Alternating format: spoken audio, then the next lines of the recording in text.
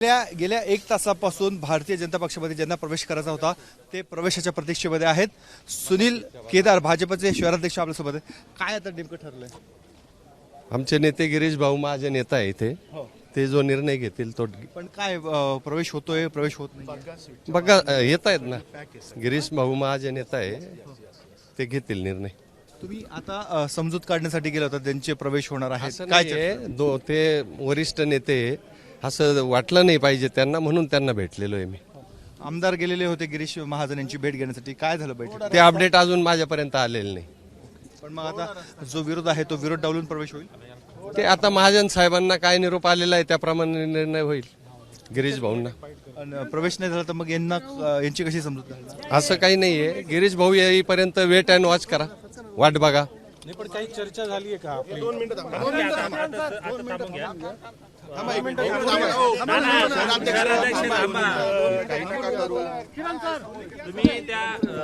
तुम्ही जे पक्ष प्रवेश होत आहे त्या सगळ्यांशी आपण चर्चा केली आहे.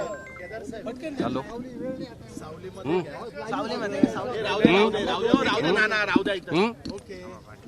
नाही नाही हो हो हो हो इकडे ये ना अजून थोडं. अरे इकडे ये ना जरा अजून इकडे. सुनीलजी तुम्ही जे पक्ष प्रवेश होत आहे त्यांच्याशी चर्चा केली आहे. गिरीश भाऊ येत आहेत, नेमकं काय? गिरीश भाऊ महाजन 1-2 मिनिटात इथं येत आहे. गिरीश भाऊ प्रदेश भाजप बरोबर जे काही चर्चा झाली असेल त्यानुसार निर्णय घेतील. आपली काही चर्चा झाली त्यांची समजूत काढत होता. असं समजुतीचा प्रश्नच नाही. ते वरिष्ठ नेते आहे इतर पक्षातले, ते त्यांना वावगं वाटू नये म्हणून त्यांना भेटलेलो मी. दिग्गजांना अर्धा तास थांबावं लागतंय प्रवेशासाठी. ठीक आहे, राजकारण आहे, राजकारणात अशा गोष्टी चढ होत असतात. प्रवेश होणार आहेत का? गिरीश भाऊ निर्णय देतील. जे विरोध करताय त्यांची पण तुम्ही समजूत काढली का? जे आता विरोध करताय राजकारणात ह्या गोष्टी चालत असतात, त्या गृहीत धराव्या लागतात. त्यानुसार गिरीश भाऊ महाजन जो निर्णय घेतील तो आपण मान्य करू. आता काही वेळापूर्वी गिरीश महाजन आणि आमदारांमध्ये बैठक झाली अशा पद्धतीची माहिती मिळते. काही निर्णय झाले बैठकीत आपल्याला काही? ठीक आहे, राजकारण आहे, राजकारणात अशा गोष्टी चढ होत असतात. प्रवेश होणार आहेत का? गिरीश भाऊ निर्णय देतील. जे विरोध करताय त्यांची पण तुम्ही समजूत काढली का? जे आता विरोध करताय राजकारणात ह्या गोष्टी चालत असतात, त्या गृहीत धराव्या लागतात. त्यानुसार गिरीश भाऊ महाजन जो निर्णय घेतील तो आपण मान्य करू. आता काही वेळापूर्वी गिरीश महाजन आणि आमदारांमध्ये बैठक झाली अशा पद्धतीची माहिती मिळते. काही निर्णय झाले बैठकीत आपल्याला काही? बैठक झाली, बैठक चालू आहे असं मला माहिती मिळाली, परंतु त्यात काय निर्णय झाला तो काय मला माहित नाही. निष्ठावंतांना न्याय मिळाला पाहिजे, आता आपली भूमिका काय आहे? निष्ठावंतांना न्याय जे मेरिट असेल त्यांना मिळणारच आहे. जे इलेक्टिव्ह मेरिट आहे निष्ठावंतांमध्ये त्याला कुठे डावालायचा काय प्रश्न येतो? पण जुने कार्यकर्ते याच्यामुळे नाराज होत आहे, निष्ठावान कार्यकर्ते नाराज होताना आपल्याला बघायला मिळत आहे. मी पण संघटनेत 41 वर्ष काम केलेलं आहे. डोळ्यामध्ये देखील अश्रू येत आहेत. मी पण संघटनेत 41 वर्ष काम केलेलं आहे. मी पण पार्टीकडे तिकीट मागितले, परंतु नाराज नाही झालो. काम करत राहिलो म्हणून मी शहराचा अध्यक्ष झालो. भाजपचा जो नारा आहे 100 सांगा, राजकारण हे भावनेवर नाही चालत, राजकारण हे डोक्यावर चालतं. भाजपचा जो नारा आहे 100+चा तो आयारामांवर अवलंबून आहे असं म्हणायचं का? असं नाहीये. राजकीय गणित असतात, राजकीय गणिताप्रमाणे पक्ष निर्णय घेत असतो. बबलू शेलार यांचा प्रवेश केला त्यावेळेस आमदार फरांदेंनी म्हटलं की प्रभाग क्रमांक 13 मध्ये एकही प्रवेश आता होणार नाही, परंतु आता प्रभाग क्रमांक 13चेच प्रवेश होत आहे. राजकीय भाग असतो, त्या वेळेस तो निर्णय घ्यावा लागतो. त्याप्रमाणे आमचे नेते गिरीश भाऊ प्रदेश नेते काय निर्णय घ्यायचा तो घेतील. या बॅकफुटवर गेला आहे का? असं बिलकुल नाही. तिघही सक्षम आमदार आहे. नाशिक महानगरातले आमचे भारतीय जनता पार्टीचे तिघेही आमदार सक्षम आहे, निर्णय घ्यायला सक्षम आहे आणि त्यांच्याशी चर्चा करूनच निर्णय होतो. मला विश्वासात घेतलं गेलं नाही. सक्षम उमेदवारांनीच विरोध केलाय. आजच्या सगळ्या गोंधळामुळे आमदार आणि मंत्री महोदय गिरीश महाजन यांच्यात समन्वय वाढतोय. आणि निवडणूक प्रमुख असताना देखील त्यांना विचारत न घेता हे पक्ष प्रवेश केला विश्वासात न घेता पक्ष प्रवेश होतात. कार्यकर्त्यांच्या भावना म्हणून देवयानीताईंनी मांडलेल्या आहे. त्यांच्यामध्ये जे काही गैरसमज झालेले असतील किंवा प्रदेशातून काही ठरलेलं असेल ते निर्णय आता 1-2 मिनिटं वेट अँड वॉच राहा, वेट अँड वॉच करा. हे सुनील केदार आहेत, भारतीय जनता पक्षाचे शहर अध्यक्ष आहेत. त्यांचं म्हणणं आहे की गिरीश महाजन आणि देवयानी फरांदे यांच्यामधली बैठक ही संपलेली आहे. गिरीश महाजन पुढील 5 मिनिटांमध्ये भारतीय जनता पक्षाच्या कार्यालयामध्ये येणार आहेत. मात्र अद्याप पक्ष प्रवेश हा कसा होणार याबाबत ते काही बोललेले नाहीये. एका बाजूला आपण बघतोय की कार्यकर्ते हे आक्रमक आहेत आणि दुसऱ्या बाजूला ज्यांना प्रवेश करायचा आहे ते देखील आक्रमक आहेत. भाजपच्या कार्यालयाबाहेर एक कार्यकर्ता हा इथे बसलेला आहे ठिया मांडून. दादा, तुमचं नाव काय, तुम्ही कावर बसलाय? माझं नाव निलेश राऊत. मी गेली 25 वर्ष भारतीय जनता पार्टीचा कार्यकर्ता आहे. आज जो हा प्रवेश होतो आहे ह्या प्रवेशाला आमचा विरोध आहे. भारतीय जनता पार्टीचे आमचे सक्षम उमेदवार गणेश भाऊ मोरे यांच्यावर काही गोष्टी अन्याय होत आहेत. त्यामुळे आमच्या पक्षश्रेष्ठींनी आम्हाला न्याय द्यावा. विचारपूर्वक आम्ही पक्षाचे ठिया आंदोलन चालू केलं तुम्ही? नाही, ठिय्या आंदोलन नाही चालू केलं. आज मग का बसलं? थोडा थकवा लागला म्हणून बसलो. हां, तुम्ही स्वतः इच्छुक आहात का? मी पण स्वतः इच्छुक आहे. प्रभाग 13 मधून. माझे वाईफ प्रभाग 13 मधून इच्छुक आहेत. इतर मागासवरून. हे भाजपचे कार्यकर्ते त्यांनी पक्ष कार्यालयाच्या बाहेरच ठिया मांडलेला आहे. त्यांचं म्हणणं आहे की जे भाजपमध्ये आता प्रवेश सुरू आहे त्याच्यामध्ये निष्ठावंतांना न्याय मिळावा ही त्यांची प्रमुख मागणी आहे. अशा आता एक स्वरूपामध्ये रोष व्यक्त होत आहेत. वेगवेगळ्या पद्धतीने निदर्शनं केली जात आहेत. गिरीश महाजन थोड्याच वेळात इथे पोहोचत आहेत. त्यामुळे ते काय निर्णय घेतात तो निर्णय सर्वांना मान्य होतो का हे बघणंही तेवढंच महत्त्वाचं आहे. कॅमेरामॅन किरण कटारेसह मुकुल कुलकर्णी, एबीपी माझा, नाशिक. तर आमचे प्रतिनिधी मुकुल कुलकर्णी आपल्याला नाशिकमधली ही माहिती देत आहेत. खरं तर नाशिकमधील ठाकरेंच्या शिवसेनेचे नेते आणि माजी महापौर असणारे विनायक पांडे आणि यतीन वाघ हे दोघे भाजपमध्ये पक्षप्रवेश करतायत आणि याचवरून नाशिकमधलं हे वातावरण काहीसं तापलेलं आहे.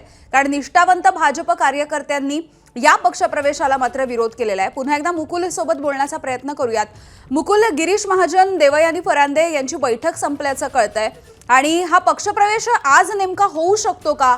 गिरीश महाजन यांच्याकडून ज्या पद्धतीचा हा विरोध होतोय त्या संदर्भात काही प्रतिक्रिया येऊ शकली आहे का?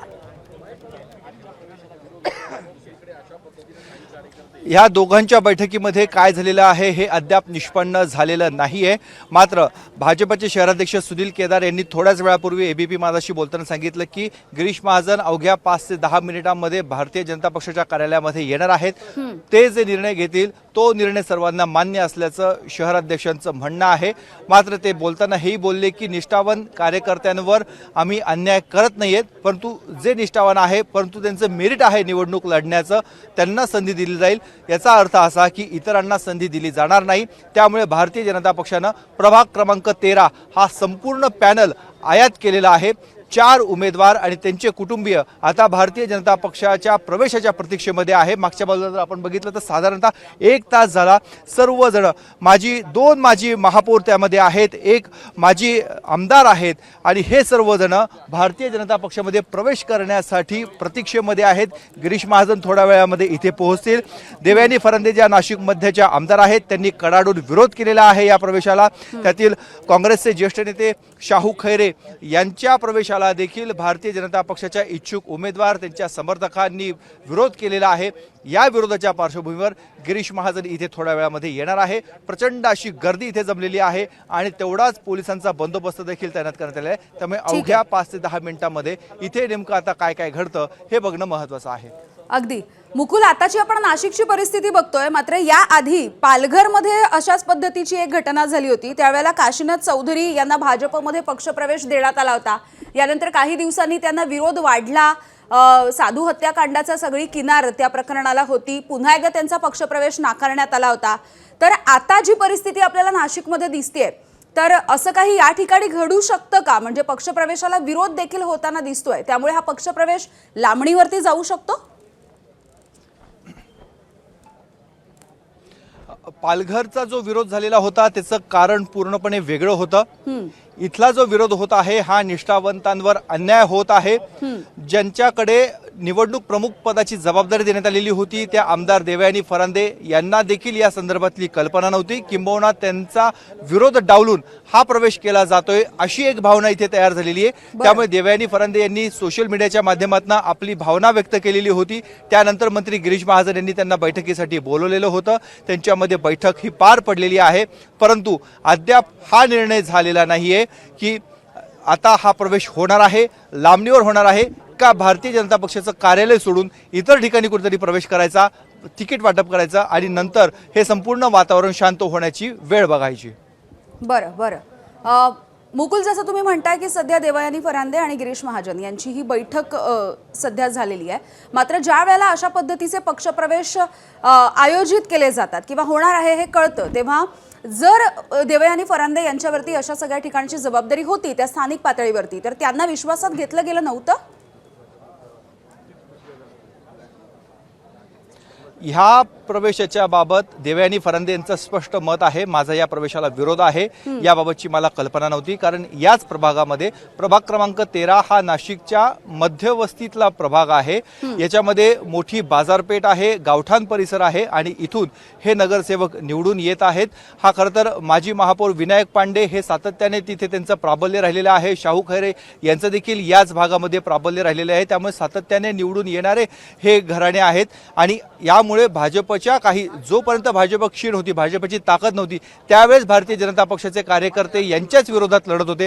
आता भारतीय जनता पक्षाला चांगले दिवस आलेले आहेत, केंद्रापासून राज्यापर्यंत सर्वत्र भाजपची सत्ता आहे आणि अशा वेळेस आपण ज्यांच्या विरोधात लढलो तेच आता आपल्या पक्षामध्ये येत आहेत, तिथूनच ते उमेदवारी करतात, ही भावना, ही सल कुठेतरी भारतीय जनता पक्षाच्या कार्यकर्त्यांमध्ये आहे, त्यामुळे त्यांना हा विरोध होत आहे।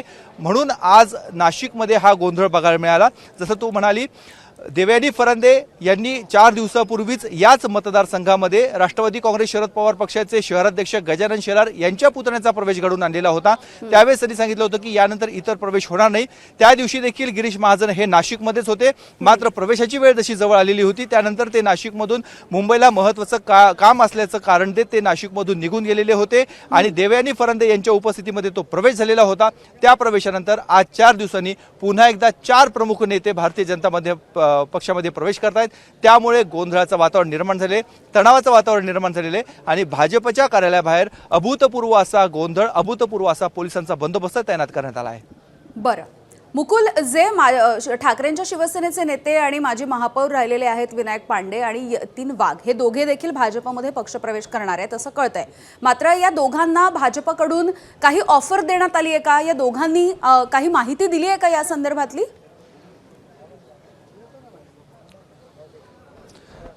ऑफर थेट कुठल्याही पदाची ऑफर नाही, मात्र विनायक पांडे यांच्या ज्या सुनबाई आहेत त्यांना शिवसेना ठाकरे गटाकडनं देखील तिकीट मिळणार होतं। आता भारतीय जनता पक्षामध्ये देखील त्यांना तिकीट मिळणार आहे असं त्यांना आश्वासन देण्यात आलेलं आहे।